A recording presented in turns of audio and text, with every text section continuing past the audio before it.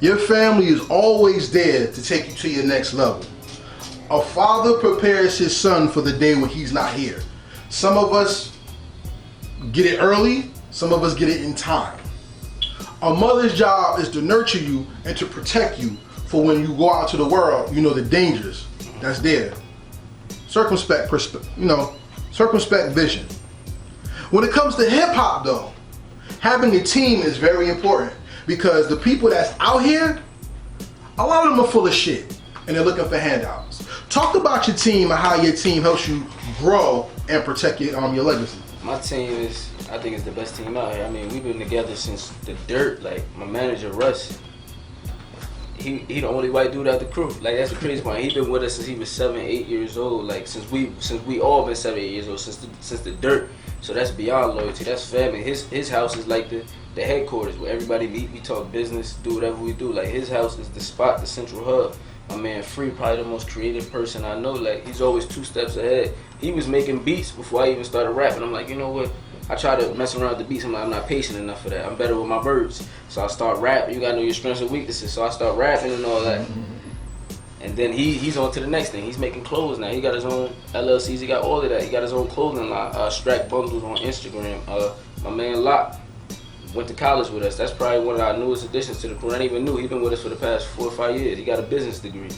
I mean, it's a bunch of bright minds. We got Jack, another one, criminal justice degree.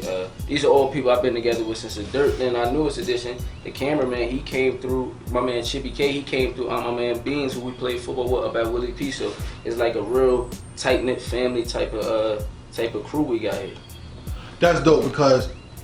And Hearn, my bad. I don't mean to cut you off, but my brother Hearn, like. A lot of people don't understand like the love I got for him. I'm up at school, my pops, I gotta go back to school. He's like, you know what, I got you, bro.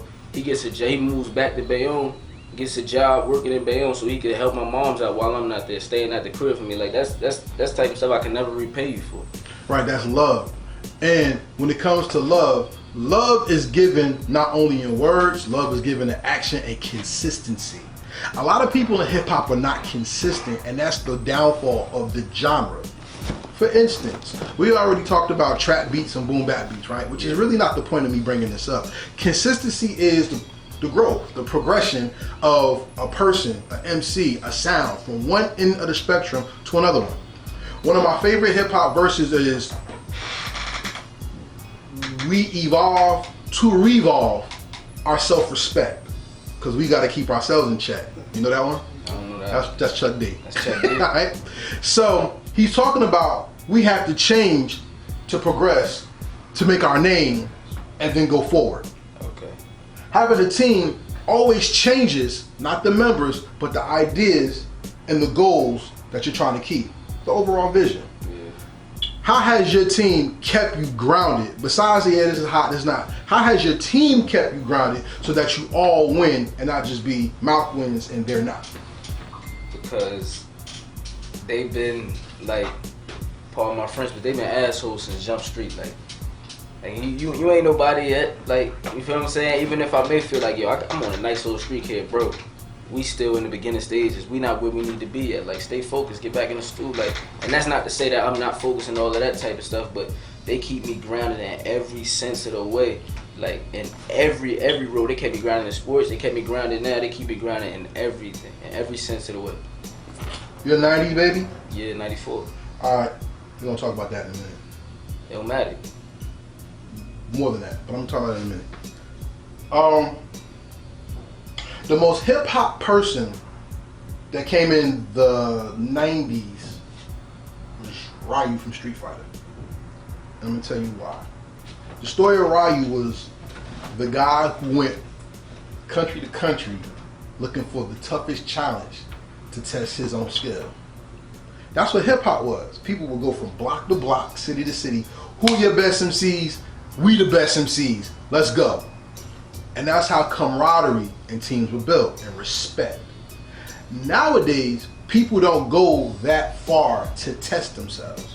How do you test yourself in the game? Do you test yourself song to song, track to track, artist to artist, inspiration to feeling? How do you do it? I test myself with my pen. Like, I always say my greatest competitor is myself. Like, but as good as that sounds, if it's somebody out here who really rapping, all right, I need to get on the track with him. I just did a track, one of the tracks off of P2. I did with my man Twice, Stressing.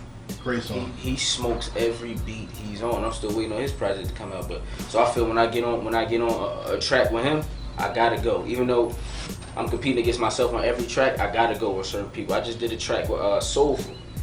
He's a crazy lyricist. All right, I gotta go with him. So it's like I look at certain projects. I try to every time. So bigger artists, I listen to Nas. All right, I like the way he put that together. All right, I gotta get something to match that. Not necessarily match it, but just keep testing my pen, keep testing my pen, keep testing my pen. I want to be able to go bar for bar with the greats. So then, who's Malc, the solo artist, versus Malc, the feature artist? The solo artist is, I can tell my story. Like, I can tell my story in every track, but it's like, all right, come on, we gonna find these pockets, we gonna do this, that, and the third. But when I get on the feature, it's like I gotta kill this. Like there's no ifs, ands, or buts. If I'm just doing a hook, I gotta kill a hook. If somebody just want me on to do some spoken word at the beginning and the end, I gotta kill that. I need to stand out. Like I'm not trying to fit in. So then, once again, that's a sports reference. Standing out, not to fit in, Yeah. but still being a part of a team. Exactly. One of my favorite sports, besides football, is boxing. Mm-hmm. I love boxing. Love football. I love boxing too. Now, okay, you love boxing? What's the point of a boxer? What is he supposed to do? Not get hit. Exactly. But everybody focuses on the punch. Yeah. What's the focus of football? Floyd. Yeah. What's the purpose of football? Not to get hit. But people will rather focus on the impact, the crackback, the touchdown, or the quarterback. That wasn't me. Good. Both require technique, timing, and precision. That's the mark of an MC. So how did sports make you a dope MC? You just told me. All right, Stuff I ain't even pay no attention to. I thought it was just get my message across, but you put it perfectly. Well, think about it. I mean, you're an orator. You should use words. Let's use Adolf Hitler. Adolf Hitler was a great orator because he made people believe the bullshit that he was talking about. So that comes with technique, style, charisma, all that. The greatest thing he did when he spoke was he knew how to not talk and make people's eyes come onto him. Martin Luther King Jr. was a great orator. You know why? Because he knew how to use his voice to bring your heart into the message. Now let's take it to hip hop. Nas is a great orator because he introduced education into lyrics. Not saying that other people weren't educated, he just knew how to insert certain words into the rhyme.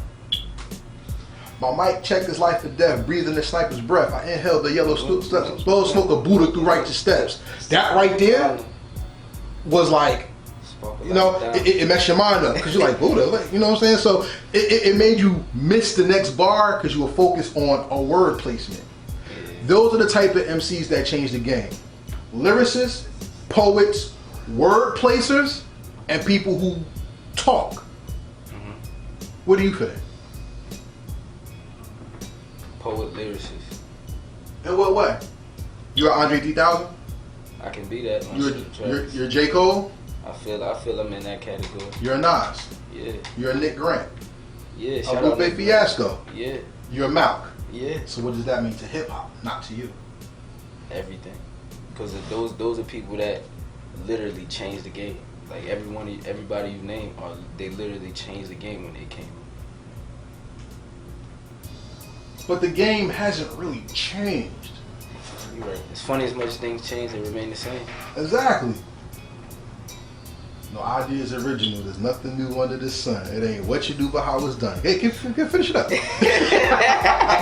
You know what I'm saying? Yeah. Hip hop is the same all the time. For instance, you got mainstream, you got underground, right? Mm-hmm. So you had Grandmaster Caz versus the Sugar Hill Gang, Curtis Blow versus Kool Moe Dee, Nas versus Hammer, I guess. You know, whatever. Run DMC Hammer. Yeah. All that. It never changes. Then you have the people with, I don't like this new music. Melly Mel and them called Nas trash. Who was no, Spectrum City was Public Enemy. Who was it, yo? Who was the big producer? Mr. Magic? Mr. Magic called Chuck D whack. Public Enemy's garbage. It was called Spectrum City at the time. Now Public Enemy is one of the most revered groups ever. Still traveling, doing tours. EPMD was called whack. They said, yo, you sound like Rakim, you biting. They said that to Paris. Yeah, they actually beefed about that. Of course. Let's bring it to today. A lot of people say Kendrick Lamar is whack, which he's not, in my opinion. I think it's a small group, but they voice. No, it's a lot of people who really do not like Kendrick Lamar. It's a lot of people. That's great. A lot of people say J. Cole is whack. I hear that. A lot of people say Drake is whack. A lot of people say Future's whack. Everybody has somebody that compares or brings them to an opinionated forum of this is good or this is not. Me, I'm opinionated, but it doesn't mean my opinion is a fact. It's just my truth. Mm-hmm. Someone's going to say, what makes Malc that dude? What makes Malc that dude? Because I feel and know that I'm that dude. That's number one. I'm not gonna let nobody else's opinion sway my self-confidence, even though this is a forum to where I put something out to the public and how they feel about it is the result of how they feel about the project, and that shit affect me. But I can't let that type of stuff affect me as long as I know what's in my heart and in my mind. Like, I know that I'm dope, I'm gonna forever be dope, but in terms of your question, I'm dope because I got every element. Like, if you enjoy hip-hop, I have every element inside of me right now, and I feel like that's what hip-hop is, so I'm dope. That's what makes Lizzo win. Because Lizzo's a big black woman who sings. And that's not sexy to a lot of the norm. I'm going to quote everybody, look. To the norm in society. That she's fat, she's a black woman, and she sings. But she wins. Forrest Whitaker, great actor, right? Phenomenal. They told him, we can't put you in the star role for a movie because you're fat, black, and unmarketable. Hip hop at one time was not gonna win. It was a fad. That these niggas in the street, all they do is tear stuff up and it's not gonna last. They're gonna go right back to their poverty. And look where it is right now. Biggest genre in the world. And the most dangerous thing that the racist society cannot appreciate is an educated young man that uses his talent to change the world. What makes you a weapon of mass destruction and not a weapon of mass distraction to hip hop in the world? Because I'm disrupting and destructing the mindset that was put into us. I said it on the intro. Even though Young Black and rap is some motherfucking cliche, it's a million niggas that rap and they hungry just like me. It's a million that's in the trap and they trying to find a way to eat. It's a million niggas that's locked. Count until the day they free, but an anomaly is what you get when they analyze me against the laws. The mirror's only competition I see. Meaning it's a bunch of niggas out here that look like me. You feel what I'm saying? But it's not a bunch that have the mind I have. I'm a college graduate. Not saying I'm better than nobody. I'm aware that, bro. When they see me, I got the tats, this, that, and the third. When I speak, they're not expecting me to be able to articulate myself the same way.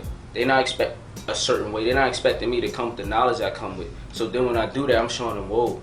So this stereotype we got of young black rappers or dudes with tattoos or this, that, and the third is not, it's wrong. Like, you can be educated, rap, go to school, have a job, work a regular 9 to 5, and still be the coolest dude in the room. Like, you don't gotta be a gangster, you don't gotta be a thug to be a rapper. You don't gotta portray a certain image to be a rapper. You can be yourself 100%.